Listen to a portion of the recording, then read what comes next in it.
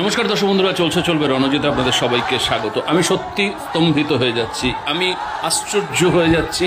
এই ছবি প্রতিটা জায়গায় যেভাবে আপনারা উত্তরবঙ্গে দেখেছেন, মুর্শিদাবাদে দেখেছেন, মালদহে দেখেছেন এবং দক্ষিণবঙ্গের বিস্তীর্ণ জায়গায় সিপিআইএমের কর্মসূচিতে জনবিস্ফোরণ, কিন্তু আজকে বড়সড় দুর্ঘটনার হাত থেকে বাঁচল নবদ্বীপ।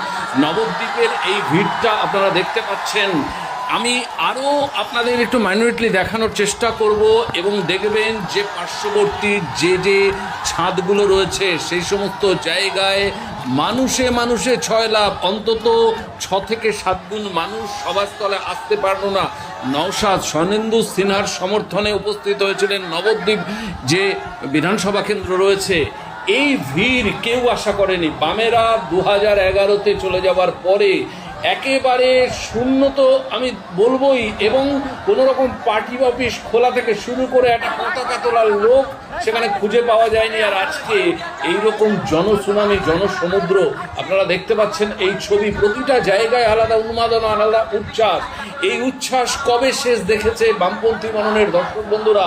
আমি সত্যি এটা বলতে পারবো না, তারাই বলতে পারবে। এবং বহু জায়গায় বলছে যে এই রকম জনোচ্ছ্বাস, জনসুনামি দেখেনি বহুদিন, যার করোনায় খুশি।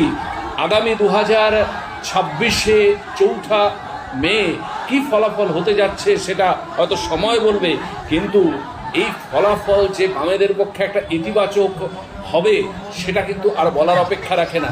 আপনারা ছবিতেই দেখতে পাচ্ছেন। আমি আরেকটু আপনাদের দেখার জন্য অনুরোধ করব যে দেখুন, বিভিন্ন জায়গায় আমরা ঘুরিয়ে ঘুরিয়ে দেখানোর চেষ্টা করছি যে কোন লেভেলে ভিড়টা হয়েছে। নওশাদ সেখানে উপস্থিত হয়েছিলেন এবং রাস্তার দুপারে যখন সে গাড়ি নিয়ে যাচ্ছে এবং সিপিআইএমের প্রার্থী, সত্যি যেন সবাই ঠিক করে নিয়েছে যে এই মহাজোট, মহাগঠবন্ধন, এরাই পশ্চিমবঙ্গের বিধানসভার দখল নিতে চলেছে।